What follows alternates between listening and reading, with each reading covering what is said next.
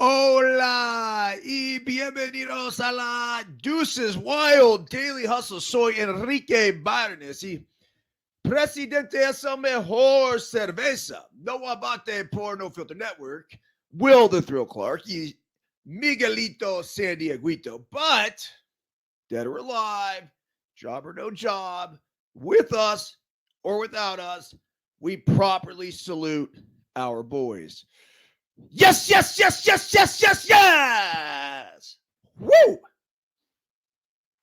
Remember this, folks. When we are juiceful, we are useful.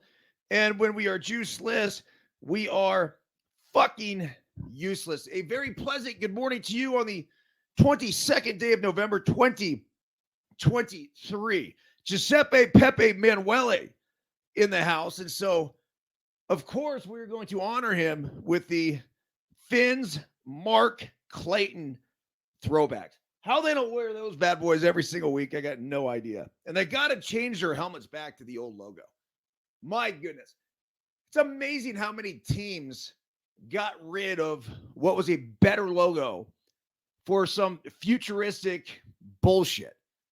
I mean, we could go over, I could do a whole show on teams that have basically fucked up their unis along the way. Like, for example, the Astros one that I always have up here. How is that thing not constantly in the rotation? They wear them every now and again now because of the throwbacks. But you guys know what I'm talking about. Look at that beautiful bastard. Anyhow, we are brought to you by Bet Online. That's right. Hold on before I do this long ass read. I wet the whistle a little bit with some cafe. We had an issue with the iPad this morning. And so I got to give Joe all kinds of love. He was downstairs. He was on the phone with no less than 8 different people from T-Mobile trying to get this shit set up. It's really not that hard. It's amazing to me how difficult we make things. But the carrier, look, I had an iPad. I don't have that iPad anymore. Here's the old number. Here's the new one when it comes to identifying the VIN or whatever the fuck it is. And kill that one, light up this one when it comes to the cellular. And yes, it's back. This is the same iPad that went down during the all-state games, California versus Texas. The Texas lefty threw a fastball that just absolutely shattered it. So that then started a series of events. Number one, me going to the Apple store, in which we got to experience the place getting robbed. Really cool, if you ask me. Happy to have been there and seen that shit show go down. And then finally got it back yesterday when we went to the Reno store in Apple as well. But I knew it was going to be a bit of a process trying to get the cellular back into it because I've seen it done too many times before. But Joe's working on it now. I don't think it's there yet. It was supposed to be. So anyhow, this holiday season is off and rolling with NFL in full stride and the NBA and NHL hitting mid-season form. Bet Online is your number one destination for all your sports wagering info with up-to-the-minute sports wagering news, odds, trends, predictions. Bet Online is the top spot for everything pro and amateur sports. And not just the big four. Bet Online has available at your fingertips with both desktop and mobile access at any time for almost any sport that is played, from MMA to international soccer. As I mentioned yesterday, I do not know if they have travel baseball lines, but it would be fascinating if they did. Head to Bet Online today and remember to use the promo code BLEAV, capital B-L-E-A-V, all capped for your 50% welcome bonus on your first deposit. Bet Online, where the game starts. Also, don't forget about our partners at KT Tape.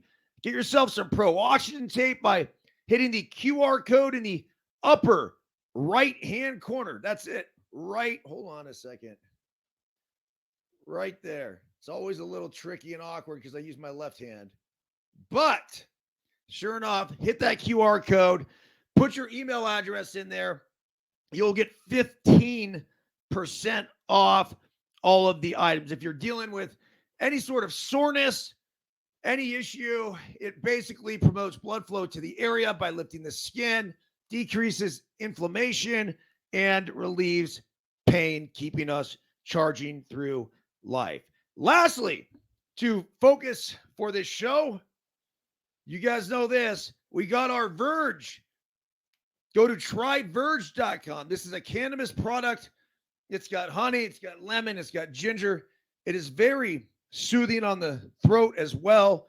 It's supposed to take away the jitters and just get you a nice relaxed focus through the course of the day. I'll probably hit anywhere between 2 to 4 of these. So, salud. And as for our guy Jory over there, he'll take care of you.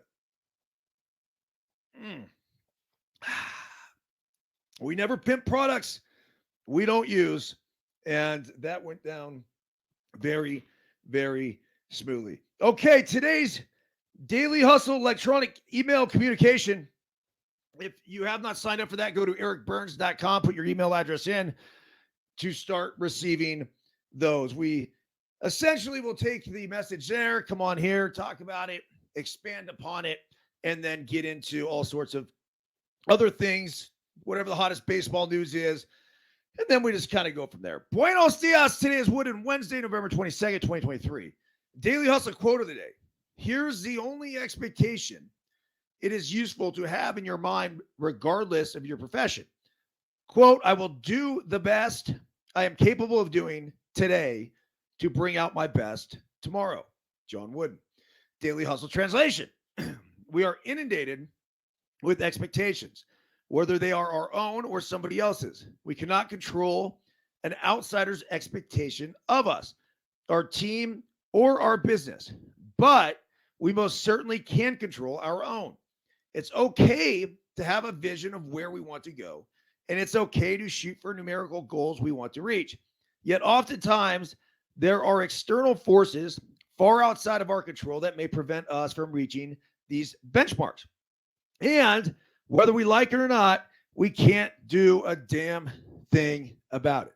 That all said, as Coach Wooden suggests, the only expectation we should ever have is to do our absolute best today, which in turn will bring out our best for tomorrow. Cool. Sounds like a great cliche, butthead. But how do I go about doing my best? Hey, it's Stevie Supersoft. Great question and happy Thanksgiving, fuckface.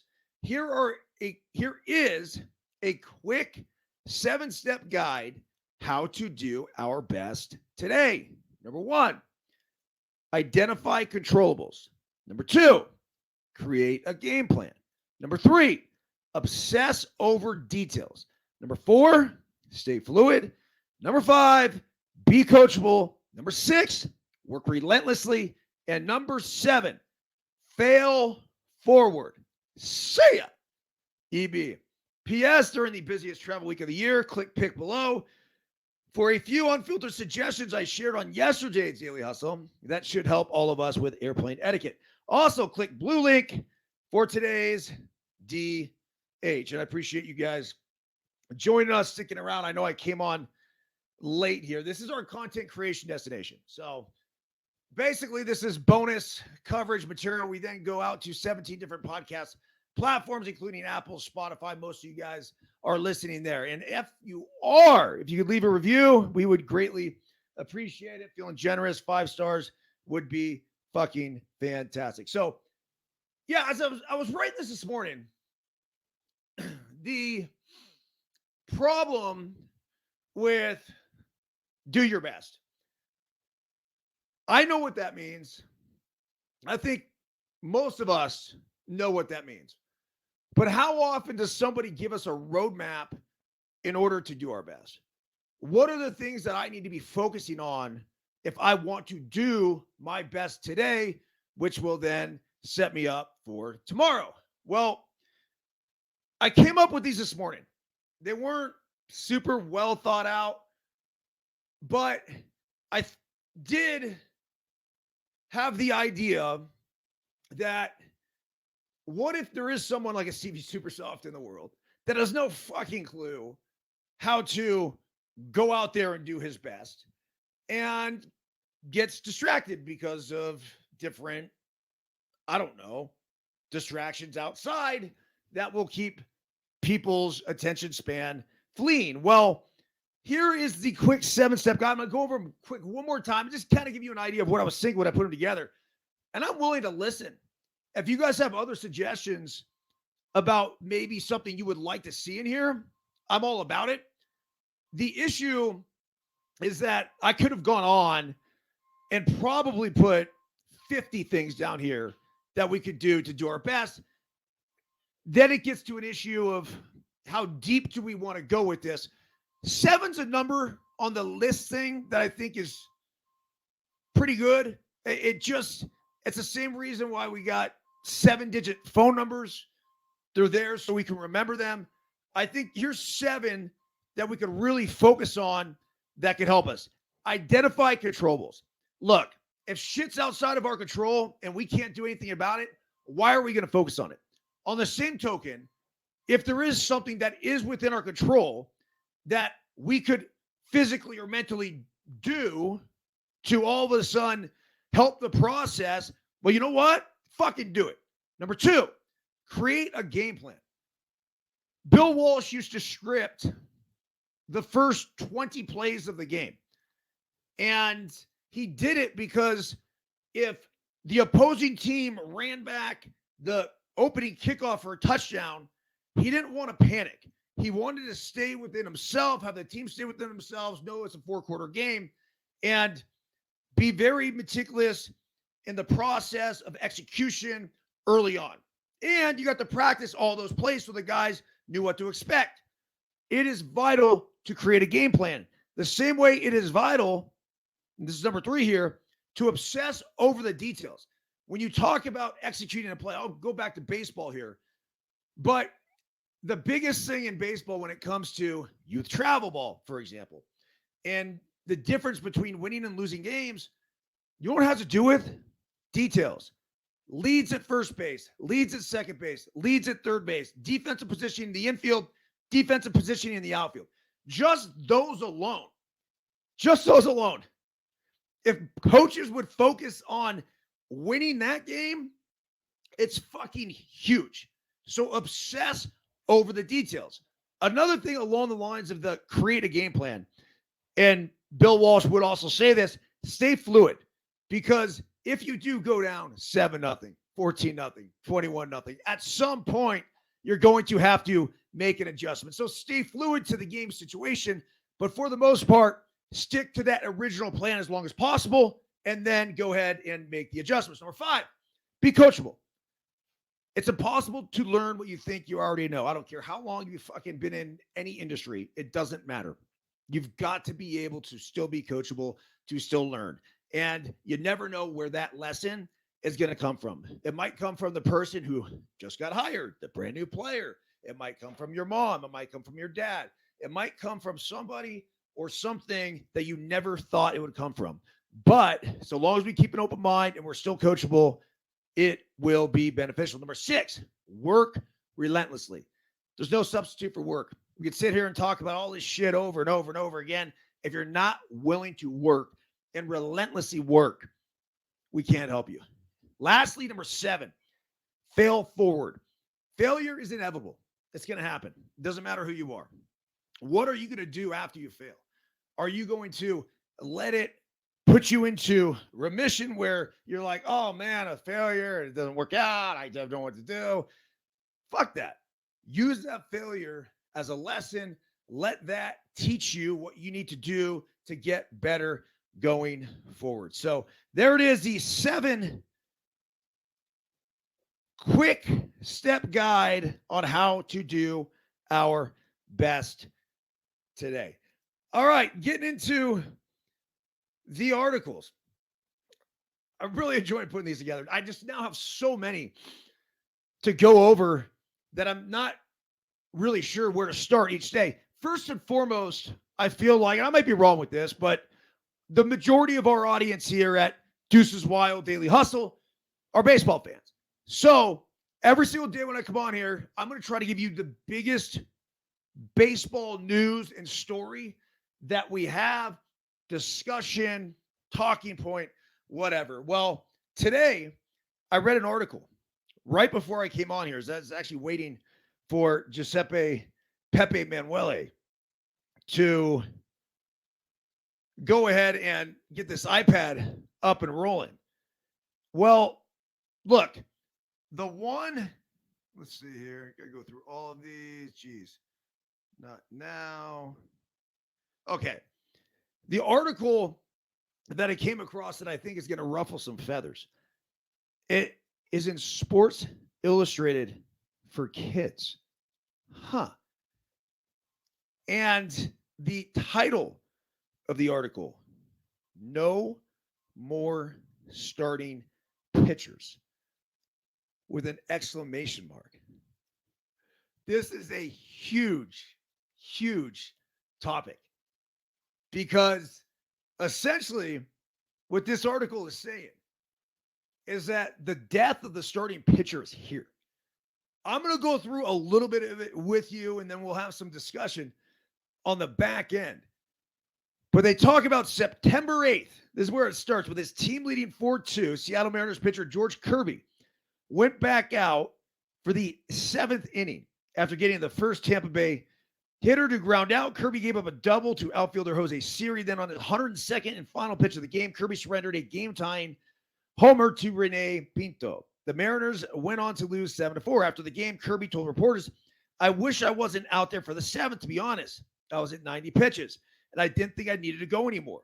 It is unusual for any athlete to admit they wanted out of a contest. Top of the rotation starters are expected to try to go deep into games, especially during tight September pennant races." Kirby's comments drew the rebuke of retired MLB hurlers, most of whom played in eras when 90 pitches would have been a short start. "This is tough to hear. Would not fly in my day," wrote Roger Clemens, who once threw 161 pitches on a 100-degree heat day in Texas in 1988. "Crazy that someone can be so mentally weak who plays a sport at a high level," said Mark Mulder, who threw 229 in the third innings for the A's in 2001. "Even some contemporary pitchers were baffled.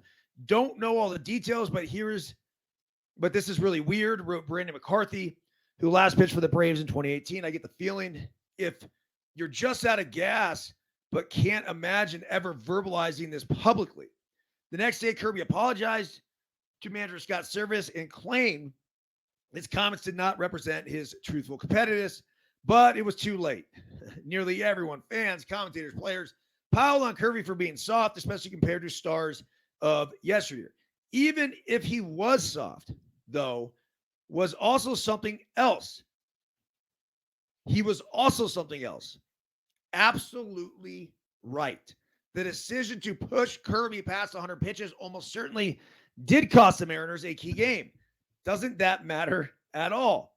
I know you're thinking Kirby blew the game and then he put the blame on his manager that I'm helping him make excuses for his own performance. Science, however, is on Kirby's side.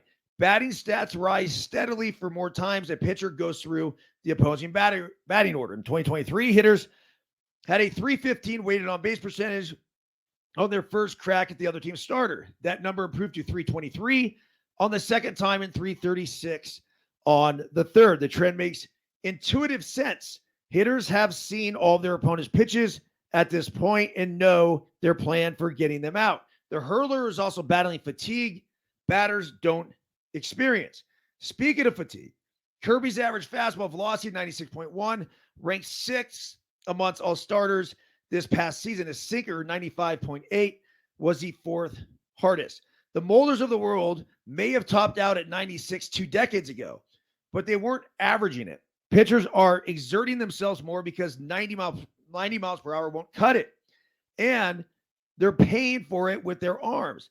If a boxer can tap out of a fight before they get seriously hurt, why can't a pitcher? Admit it, old timers. You're not mad at Kirby. You're mad at baseball. Pitching culture has changed. As recently as 2015, starters averaged 5.81 innings per game. By 2020, that number had dipped to 4.73. Logan Webb led all pitchers this past season with 216 innings. Clemens twice topped the leagues in innings pitched with 271 in 91 and 264. The pitcher is the ultimate solo performer. He stands on a raised surface as center of the field, all eyes on him. He controls the ball, and nothing happens in the game until he goes. When a person in that position can go 9 innings and totally dominate, there is no one cooler in all of sports.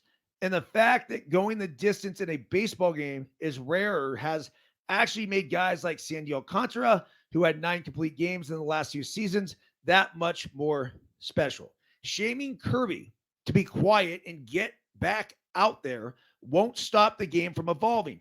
Only radical rule changes can do for pitching what the disengagement limit and bigger bases have done for base stealing.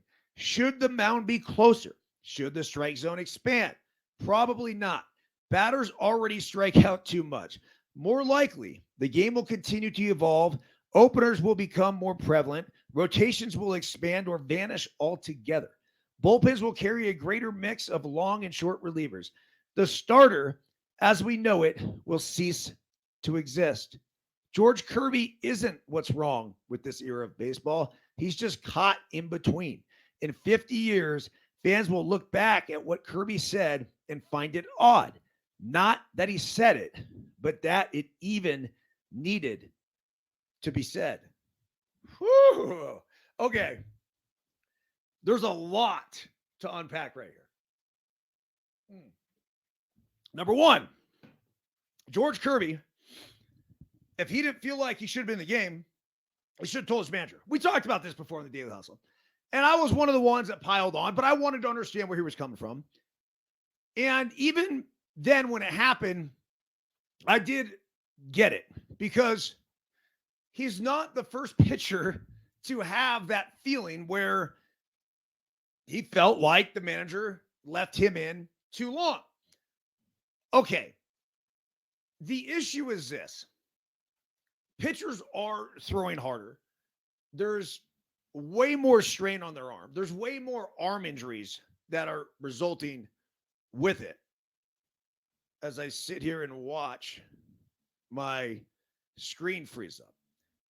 Hopefully we're back here. But the other thing about this is that starting pitchers and their ability to go 9 innings, which is such a rare feat now. Sandy Alcantara has 9 of them over the past 2 seasons.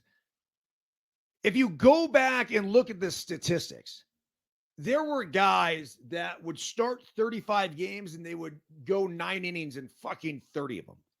It wasn't even a question. And I think there was an element of they stayed in the game longer for a few different reasons.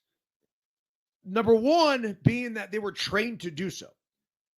So the first issue with all of this is that we're not training our pitchers to go that distance. We're not preparing them to go 100 plus pitches every single start. And that's on us. Your best pitcher, the best pitcher that we have is the starting pitcher, the number one starting pitcher. He's better than your fucking number one reliever. He's better than anybody in the bullpen. He's better than your 2, 3, 4, and 5.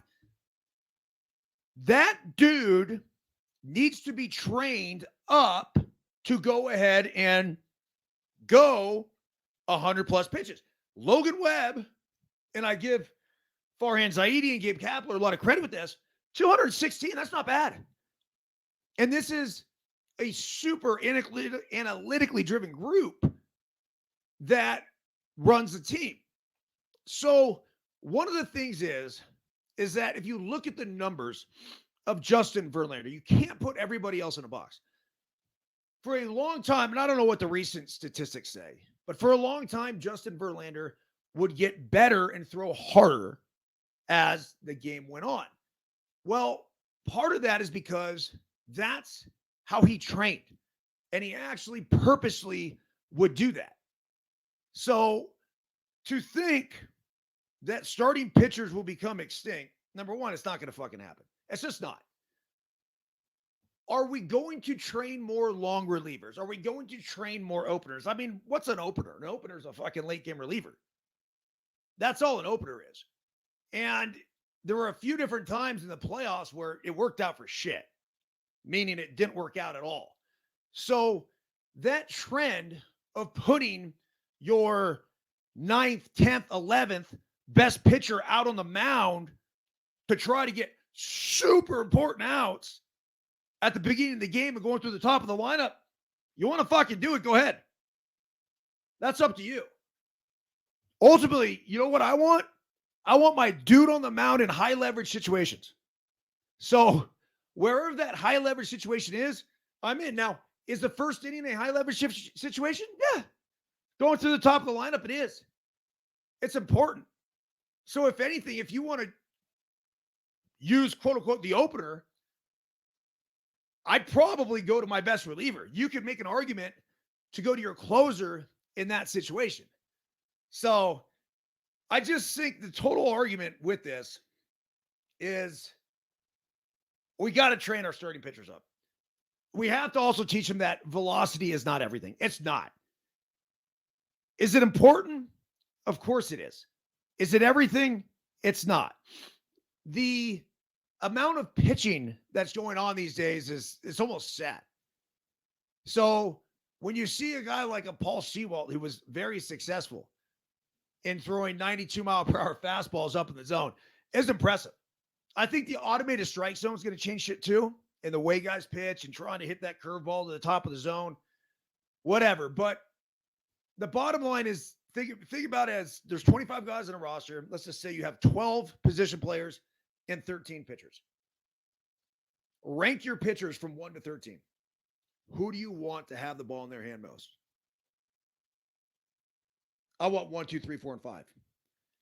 That's it. And then if those guys are able to get you past 5, then you're able to properly manage the bullpen. And you can have your 7th, 8th, 9th inning guy. And then you can mix and match based on the amount of days in a row that they've thrown, whatever. But to have a starter now go 4 innings, which is the average, it's depleting bullpens. And it's deteriorating the quality of arms that we're able to use. There's a few more antidotes with this. You know, one of those being, I think, that we have to figure out a way to create superstars. And in creating superstars, those guys got to be on the field.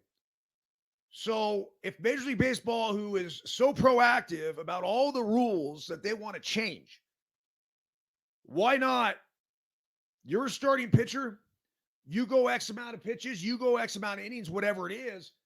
Put a pitch limit on it. Now, if you come out for injury reasons, that's okay. But you're going to have to miss X amount of time down the road. Otherwise, you're going to have guys or coaches going, yeah, you know, fake the injury, whatever, we'll get you out of there. But why not do that? The other thing is that will promote more offense. Part of the beauty of facing a starting pitcher 3 times was that you did get to see all of his pitches. And it became a chess match. And it was a brilliant chess match. And yes, at the beginning, the starting pitcher had the advantage. But later on, the hitter would have the advantage. I had some battles. I remember with Matt Cain. There was one time in spring training where I came up to the first at bat. He threw me all fastballs. I come up the second at bat. He throws me all sliders. I come up my third at bat. He's throwing me all changeups. It was awesome. And he obviously had a plan of what he was going to do. I got to see all 3. And it was this chess match that went back and forth and back and forth. That's fucking great for the game. It is. And what else is great for the game is having a guy like Matt Cain on the mound so the fans can appreciate him and understand. But running one reliever in there after another, fuck, that's too much. Not only does it slow the game down, it just doesn't have the same romantic appeal of that starting pitcher. Like the article said, there's no more glorious of a position to play or to a dude to be than that guy on the bump when you can go out there and be dominant. We need more of that in the game. So, will it change down the road? I hope not. And I hope there's rules put in place for it. All right. That's that. Let's keep rolling here. The next article I had was actually a game that we watched last night. Marquette, Shaka Smart, beat number 1 Kansas in the Maui Invitational. Number 4 Marquette routed number 1 Kansas 73-59. So they were up 10 at halftime. And they were +5 for the second half. So Marquette was up 10. Now, Kansas is number 1 team in the land. They were +5. So that basically meant that Marquette was going to have to win the game by 5 in order to cover that second half line. Actually, that would have pushed it. But you could just tell from watching the first half that Marquette's the better basketball team right now. And I'm not to say that it could change, because it could. Kansas had its moments. It had a few times, had some really nice ball movement, knocked down some threes. But Marquette, they got the fastest dude in college basketball. They had a little dude, number 22, just running around this. I was like, holy shit. They had another little white guy flying around the court. Their big guys looked dominant. They had a presence inside. They had a nice soft touch with the basketball. So they were +375 in the second half. And with that +375 in the second half, I'm like, dude, we got to hop on it. Hop on it.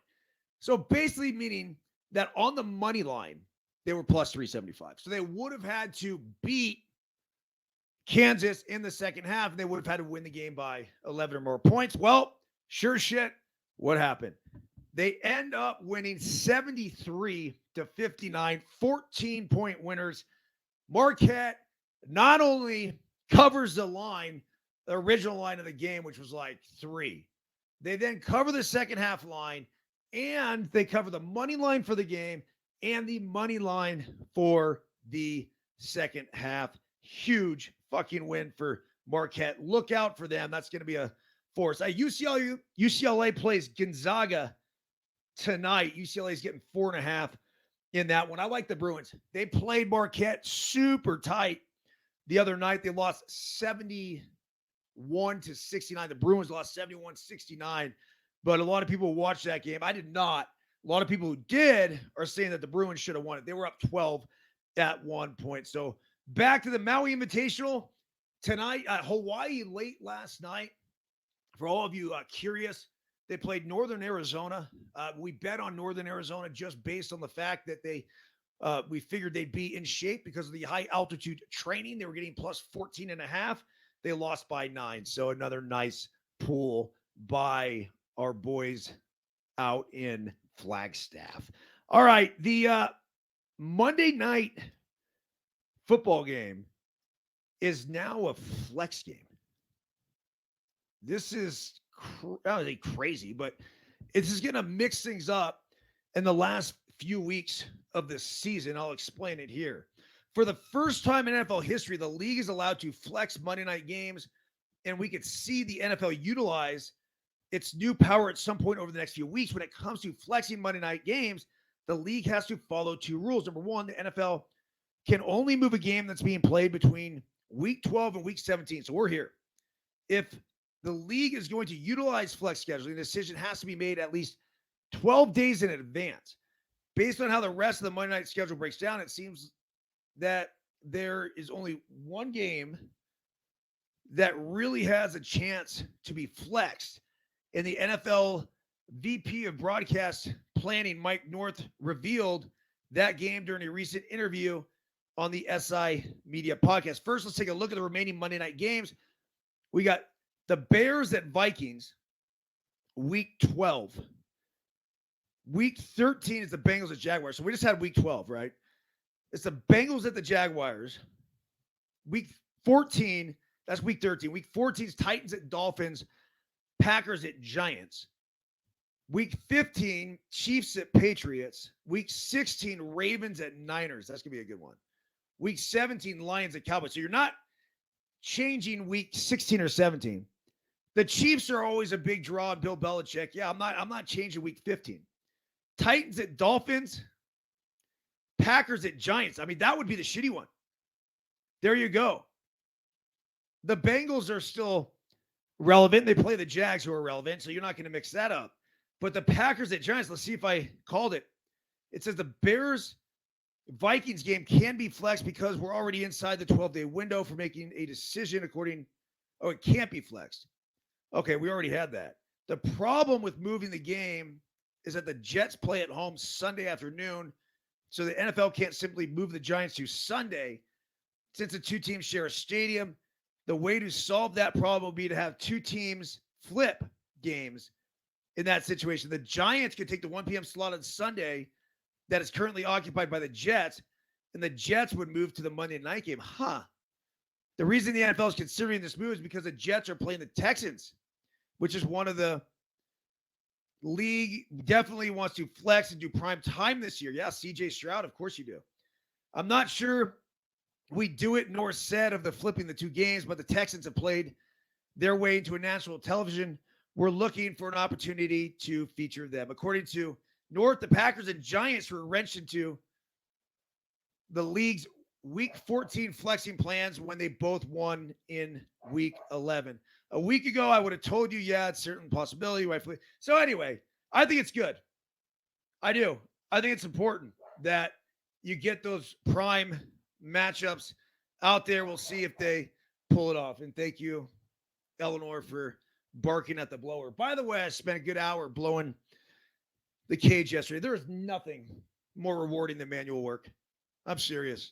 When you're out there and it's just you and the blower and the leaves, remind me of a kid. I used to mow lawns and use a blower. And you forget. I mean, this day and age, I haven't done it in a long time. And I put that blower on yesterday, cleared that batting cage out. Oh, it was fucking awesome. Okay. Is society softening? Here's the next one. Aaron Rodgers agrees with Tom Brady's criticism of the NFL, attributes changes to a softening in society. Aaron Rodgers is the last of the old guard quarterbacks that included Tom Brady, who recently made headlines when he said there's a lot of mediocrity in today's NFL. Rodgers said that he agrees with Brady's take on how some of the rules changes has created a lot of bad habits. The Jets quarterback said Tuesday on the Pat McAfee show, when I was a young player, too, the greatest fear you have as a quarterback is getting one of your guys hurt, Rodgers said while echoing what Brady said on the Stephen A. Smith show. Throwing a ball high over the middle, exposing the guy and him getting rocked and him leaving the game, that was your biggest fear. So you were smart about certain plays and throws of just not making them. Rodgers, who has never been afraid to share his opinions, attributed the NFL rules changes to a shift in culture. Quote, if I'm looking at this from a real big picture, there's a softening of society that has definitely caused things like this. Hockey doesn't have an enforcer position anymore. Why? Because we need the fighting out of hockey. It's too violent. I think people want to see football be a collision sport, not to where guys are getting mangled on the field, but they enjoy the big hits. There's certain players who you just knew were the big hitters and pushed the line of what's cheap, what's a cheap shot, and what's a legit hit. Like Brady, Rodgers sympathizes with defensive players who have to try to do their jobs while also avoiding doing something that could lead to a flag or a fine or a suspension. It's tough to play defense in the league, Rodgers said. It's really tough. I saw a couple of calls on Monday night and was just thinking that was not how it used to be. Used to play the Lions and you're getting rocked just about every snap. You're taking a hit when you're dropping back. You're going to get hit. You're going to get pushed. If you go back and look at some film of some of those games, I'm talking like 08 to 14, the game was ref differently, a little different back then. It's a better It is better in certain areas for player safety, 100%. Have we gone too far in certain rules? 100% as well. And I think it's really hard to play defense. It's really hard to figure out the strike zone, especially with a moving player. I think we've created bad habits with some of the reads and zero fear of throwing over the middle. I think some of the quarterbacks are getting rewarded for sliding late at times and taking very light shots that become 15-yard penalties. Rodgers acknowledged the rules were implemented partly to make the game safer. And while Rodgers agrees with some of the rules that were added for player safety, it's clear that he and Brady feel that it's gone too far in the other direction. Okay, look, it's a yin and yang of life. 1 minute it's, oh my goodness, I can't believe what's going on a football field and the collisions and everything else. And then the next, it becomes this, holy shit, man, like, let the guys fucking play. Where is the right place on the scale? Probably in the middle. There were hits that were egregious, over the top, players getting hurt. I think you're probably just look at the injuries. I mean, you look at the injury report between, I don't know, let's go 10 years back and then go 10 years forward. Rodgers mentioned 08 to 14. So let's look at some statistics from 2013 and 2023 and see if we are making the players safer from protecting them from these hits. There's certain things in life that we try to protect, and in trying to do so, it becomes so over the top that we end up doing more harm than good. I know one of those things that I read in Jordan Peterson's book were playgrounds and skate parks. And so they were starting to take playgrounds and skate parks out of these cities. And what they were finding is that, look, kids are going to be kids anyway, and they're going to go out. So they're going to find other ways to do it.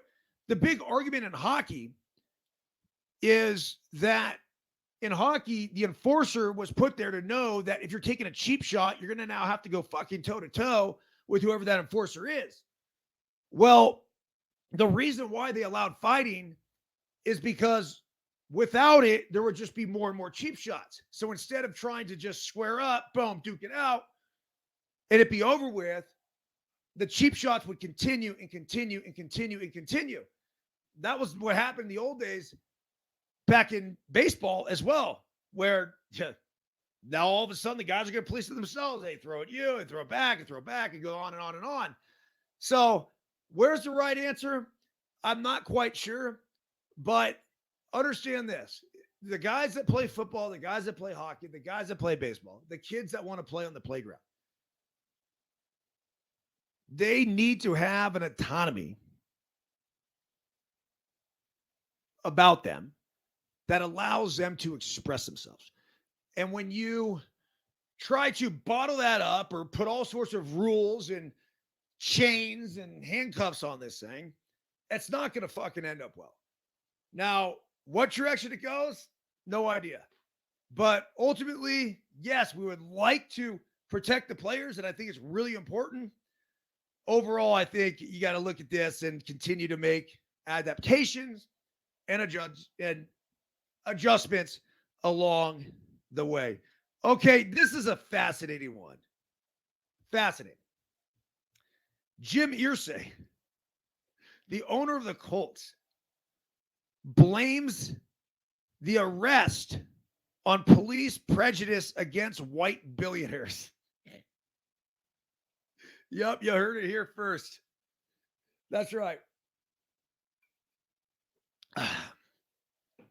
Indianapolis Colts owner Jim Irsay said his March 2014 arrest for driving under the influence was a result of prejudice against him for being white and wealthy.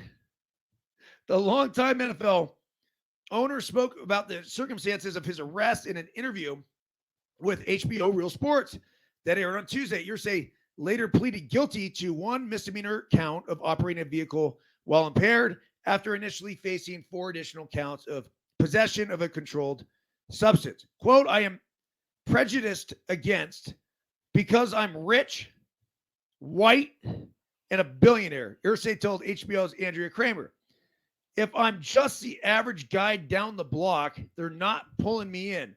Of course not. That's how he thinks it sounds for a white billionaire to claim he is a victim of prejudice. Irsay stood by his remarks.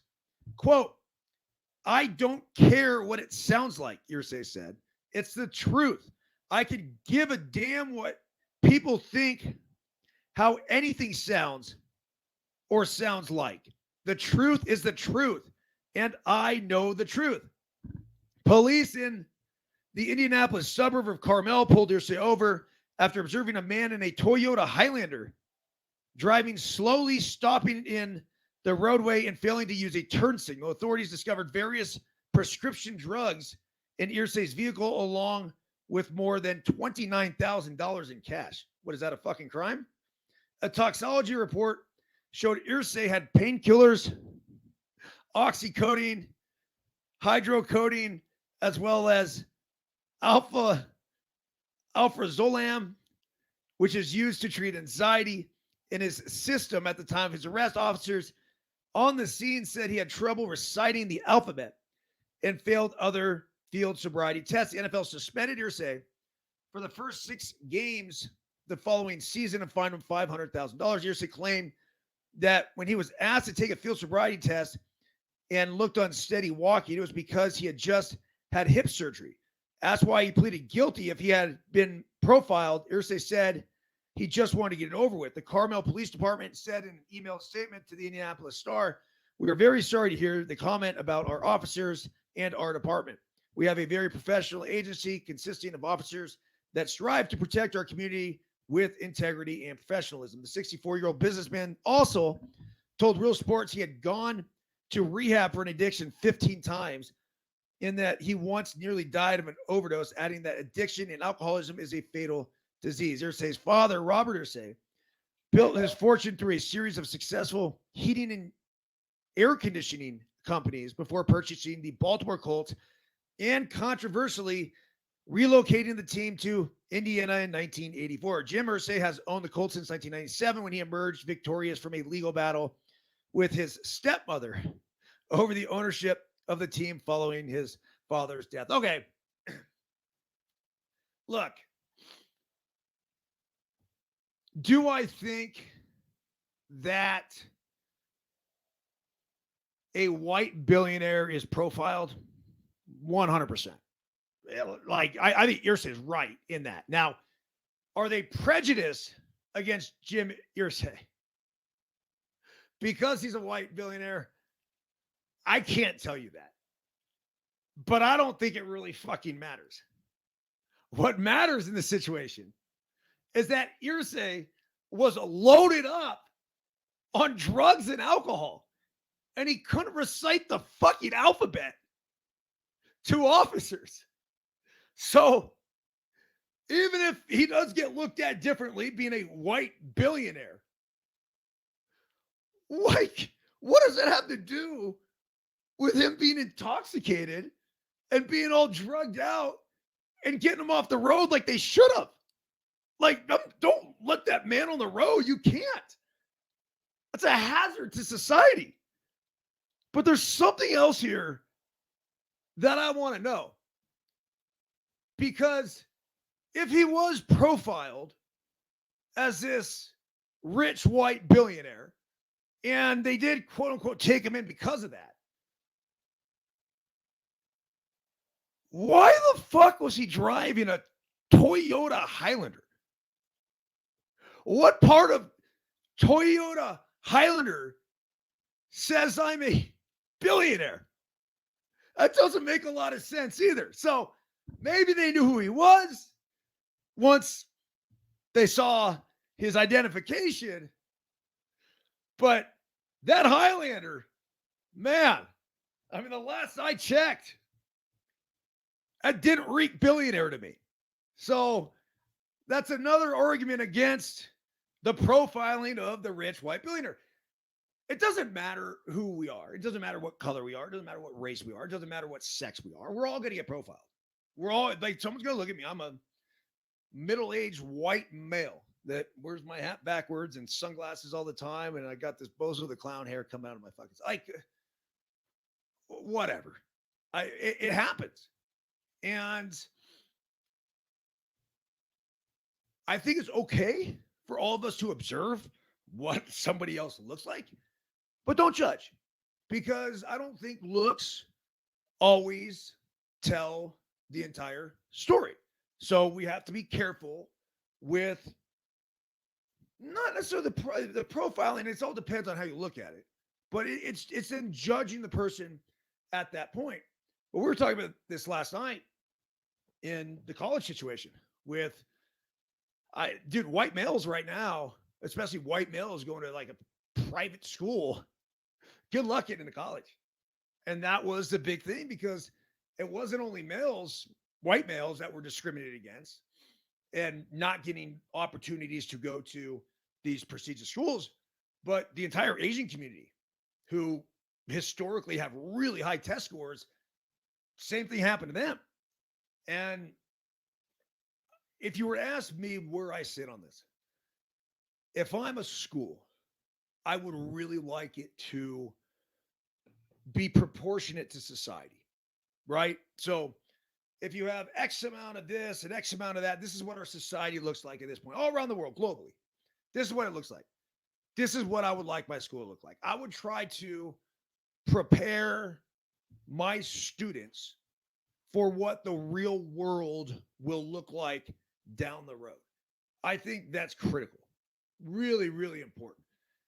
There was, I don't want to get too far into the details, but there was a kid that we know really well that applied to Harvard, applied to MIT, didn't apply to Stanford. I think Harvard and MIT were kind of the first two that he wanted to go to.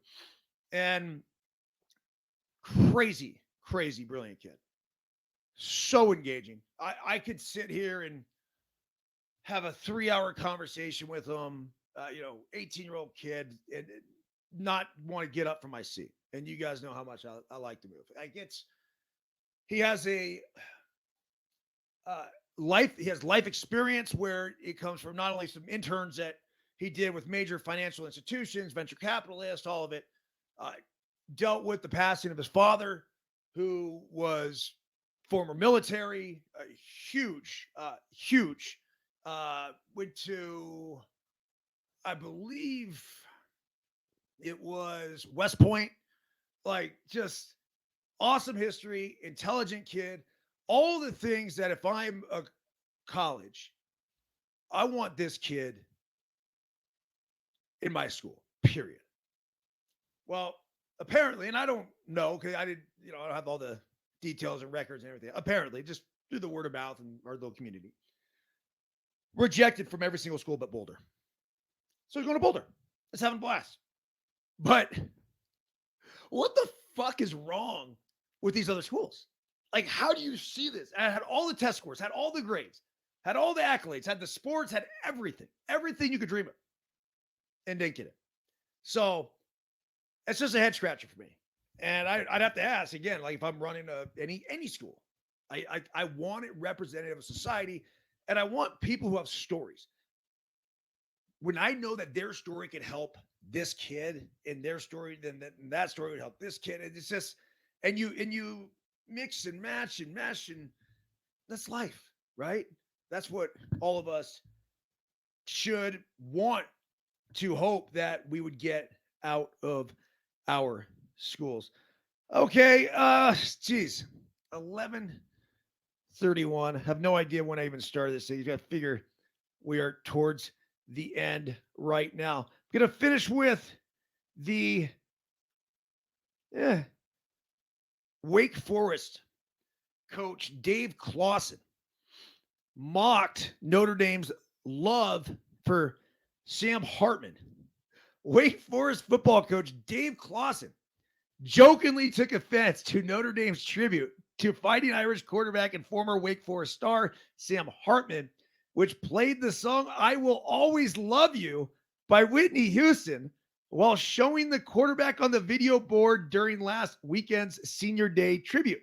Clawson pointed out that if any program loves Hartman, it's Wake Forest, considering he spent the first 5 seasons with the Demon Deacons and just won with Notre Dame. Quote, there's no point in complaining about it, Clausen told reporters. We saw it last week in South Bend, right? I mean, here's a guy, Hartman, that we recruited and we developed, and they're putting a video on him saying, we will always love you. And I'm like, you only dated him for a couple months. It can't be love.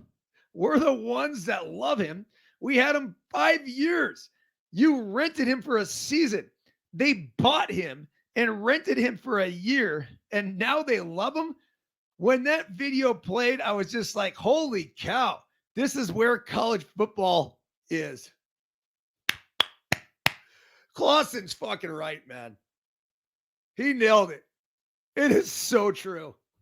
Now, Hartman's been great for the Irish. He's played really well. So do Irish fans love him? Of course they love him. But Clausen's got a really good point. You know, where is the loyalty? I mean, here he was 5 years as a Demon Deacon. I mean, Hartman looks like he's no older than 35, by the way. I mean, this is a grown-ass man. He's got to have a wife and 3 kids at home, I figure. But Hartman decides to go to Notre Dame for his final year, and I don't really blame him. They were going to have a chance to compete for a national title. This is a legit team, national spotlight. Figure it help his NFL pedigree, yada, yada, yada. So I don't blame him for leaving. It is a little bit awkward, though, when you have the team that you were with for 5 years, and then you dump them, and it's like a see ya, right? Just like that. And now you got the new hot chick you're running around with. And, you know, she's got all the bling on, and she's draping all over you. The PDA's over the top. Yeah, fuck, man. I'd be pissed if I were Wake Forest, too. I don't blame them. All right, Wooden Wednesday. We will finish with one of my favorite John Wooden quotes, as we had one for the Daily Hustle today.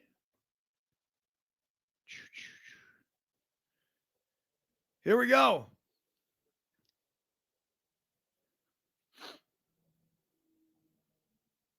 Wooden isms. John Wooden's most famous motivational quotes were often called Woodenisms for their simplicity and subtle guiding message. Here are 11 pearls of wisdom from the mind and heart of John Wooden. Be more concerned with your character than your reputation, because your character is what you really are, while your reputation is merely what others think you are. If you don't have time to do it right, when will you have time to do it over? Make each day your masterpiece. Never lie, never cheat, never steal. Nothing will work unless you do. Oh, I like that. Success comes from knowing that you did your best to become the best you are capable of becoming. Things turn out best for the people who make the best of the way things turn out. Talent is God-given, be humble. Fame is man-given, be grateful. Conceit is self-given, be careful. The best competition I have is against myself to become better. Whatever you do in life, surround yourself with smart people. Whatever you do in life, surround yourself with smart people who will argue with you. Young people need models, not critics. That's it. Everyone have a fantastic Thanksgiving. We'll be back at you on Friday with an all-new Deuces Wild Daily Hustle. Then we got Will the Thrill coming back on Tuesday.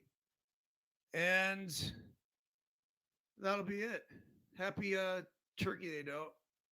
Adam, thanks for joining this morning.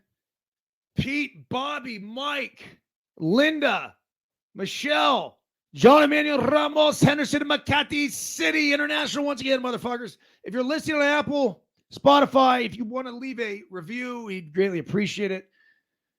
Hit 5 stars if you're feeling generous. I mentioned that earlier in the show.